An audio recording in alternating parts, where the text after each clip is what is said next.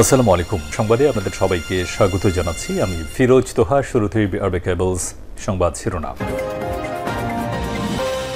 বাংলাদেশের সর্বশেষ গুরুত্বপূর্ণ আপডেট সংবাদে আপনাকে স্বাগত। শুরুতেই সংবাদ শিরোনাম, পরে বিস্তারিত।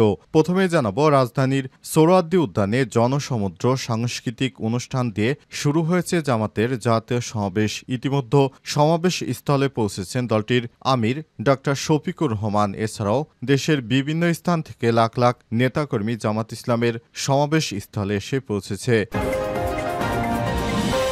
এরপর জানাবো, ঢাকায় মহাসমাবেশে আসার পথে সড়ক দুর্ঘটনায় জামাত নেতার মৃত্যু। খুলনা থেকে ঢাকার সোহরাওয়ার্দী উদ্যানে আসার পথে বাংলাদেশ জামাত ইসলামের এক নেতার মৃত্যু হয়েছে।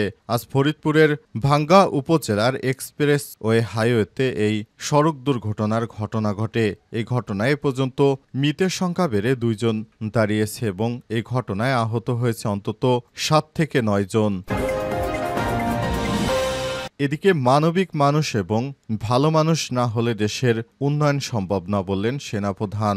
দেশজুড়ে প্রশাসন নিয়োগ করে দেশের মানুষ যদি নিজের মানসিকতার উন্নয়ন না করে তাহলে দেশজুড়ে উন্নতির সম্ভব নয় বলে জানিয়েছেন সেনাবাহিনী প্রধান জেনারেল ওয়াকারুজ্জামান। আজ সেনাবাহিনীর মিরপুর সেনানিবাসে military institute of science and technology MISTA তে mechanical engineering and applied science বিষয়ক তৃতীয় আন্তর্জাতিক সম্মেলনের সমাপ্তি অনুষ্ঠানে প্রধান অতিথির বক্তব্যে তিনি এসব কথা বলেন।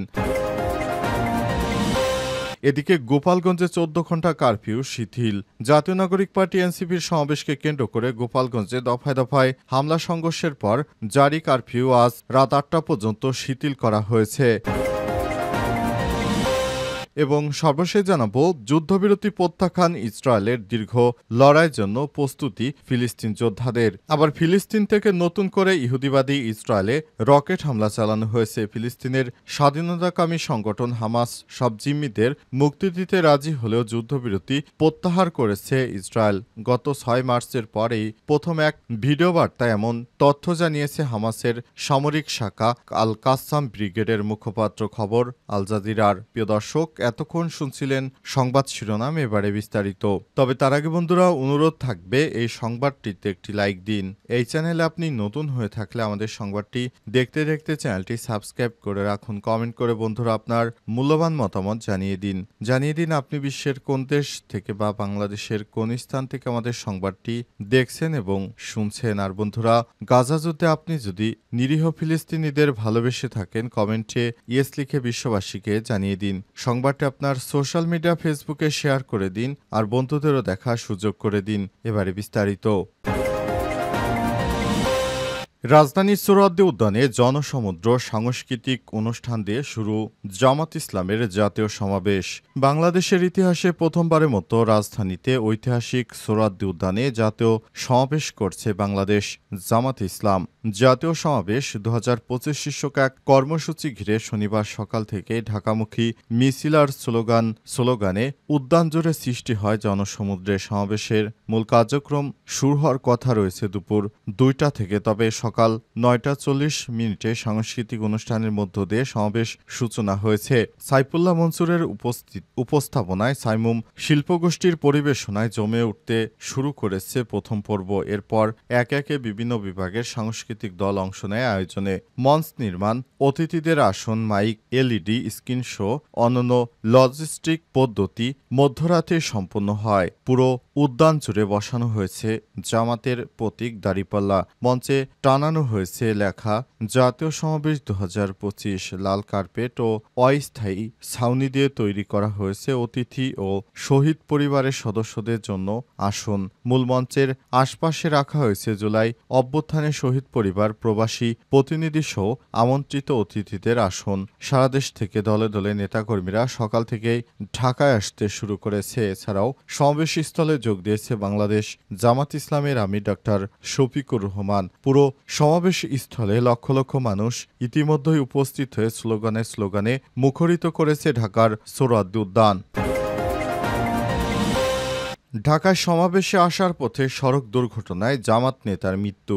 রাজধানীর ঐতিহাসিক সোহরাওয়ার্দী উদ্যানে জামাত ইসলামের মহাসমাবেশে যোগ দিতে আসার পথে ফরিদপুরের সড়ক দুর্ঘটনায় মাওলানা আবু সাইদ ৫০ নামে এক ব্যক্তি নিহত হয়েছে। এ সময় আহত হয়েছে আরও ৭ থেকে ৮ জন। তবে সর্বশেষ খবর পাওয়া অনুযায়ী তথ্যমতে এই সড়ক দুর্ঘটনায় দুইজনের মতো মারা গেছে। শনিবার ১৯ জুলাই ভোর ৩টার দিকে ঢাকা ভাঙা এক্সপ্রেসওয়ের ফরিদপুর অংশে এই ঘটনা ঘটে। নিহত মাওলানা আবু সাইদ খুলনার দাকোপ উপজেলার জামাত ইসলামের আমির ছিলেন। তিনি অন্যান্য নেতাকর্মীদের সঙ্গে মাইক্রোবাসে ঢাকার সোহরাওয়ার্দী উদ্যানে আয়োজিত মহাসমাবেশে যোগ দিতে রওনা হয়েছিলেন। দলীয় সূত্র থেকে জানা গেছে, দুর্ঘটনা কবলিত গাড়িটিতে খুলনা ও যশোর অঞ্চলে অন্তত ১০ জন নেতাকর্মী ছিলেন। এই ঘটনার পর এক্সপ্রেসওয়ের ওই অংশে কিছু সময়ের জন্য যান চলাচল বিঘ্ন ঘটে। পরে পুলিশ এসে পরিস্থিতি নিয়ন্ত্রণে আনে। এই বিষয়ে ভাঙ্গা থানার ভারপ্রাপ্ত কর্মকর্তা ওসি মোহাম্মদ আশরাফ হোসেন বলেছেন,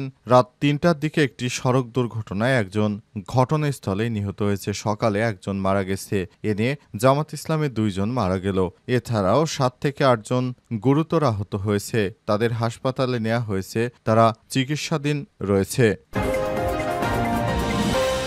মানবিক এবং ভালো মানুষ না হলে দেশের উন্নতি সম্ভব নয় বললেন সেনাপ্রধান।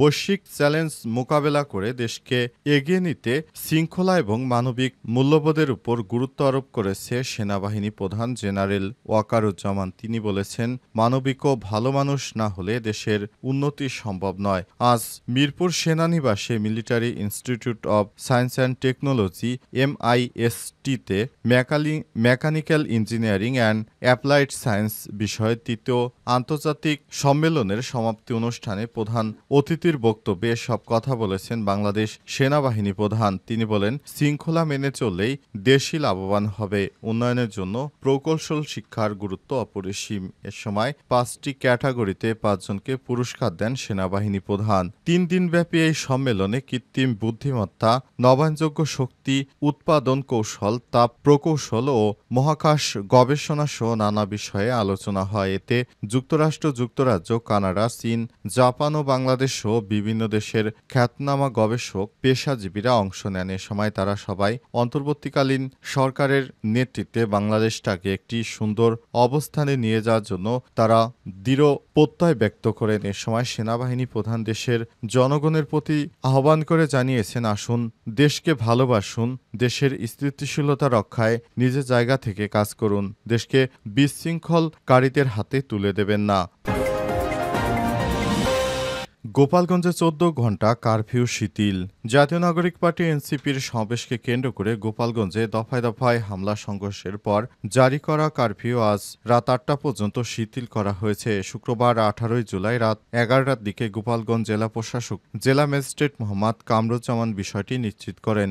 জেলা প্রশাসকের পক্ষ থেকে জানানো হয়েছে, গোপালগঞ্জের সার্বিক পরিস্থিতি এবং আইনশৃঙ্খলা রক্ষাকারী বাহিনীর সঙ্গে আলোচনা করে পরবর্তী সময় কারফিউ নিয়ে সিদ্ধান্ত নেওয়া হবে। এর আগে বুধবার এনসিপির সমাবেশকে কেন্দ্র করে শহরের বিভিন্ন এলাকায় দফায় দফায় সংঘর্ষ ও সহিংসতার ঘটনা ঘটে। হামলা, অগ্নিসংযোগ ও ককটেল বিস্ফোরণের পর জেলা ম্যাজিস্ট্রেট প্রথমে ১৪৪ ধারা জারি করেন। পরে পরিস্থিতির অবনতির কারণে ওই দিন সন্ধ্যা ৬টা থেকে কারফিউ জারি করা হয়। পরদিন বৃহস্পতিবার থেকে ঢাকা বিভাগের বিভিন্ন কমিশনার সরব উদ্দিন চৌধুরী আহমেদ চৌধুরী জেলা প্রশাসকের কার্যালয়ে আয়োজিত এক ব্রিফিংয়ে প্রথম দফায় কারফিউর মেয়াদ বাড়িয়ে গতকাল সন্ধ্যা ৬টা পর্যন্ত করা হয়। এর মধ্যে বেলা ১১টা থেকে ২টা পর্যন্ত ৩ ঘণ্টার জন্য কারফিউ শিথিল ছিল। গতকাল সন্ধ্যায় দ্বিতীয় দফায় কারফিউর মেয়াদ বাড়িয়ে আজ সকাল ৬টা পর্যন্ত কার্যকর রাখা হয়েছে। সর্বশেষ গতকাল রাত ১১টার দিকে জেলা প্রশাসক জানায়, আজ সকাল ৬টা থেকে রাত ৮টা পর্যন্ত কারফিউ শিথিল থাকবে। তবে গোপালগঞ্জের বিভিন্ন জায়গা ঘুরে ঘুরে দেখা গেছে সেখানে সাধারণ মানুষ খুব কমই বের হচ্ছে।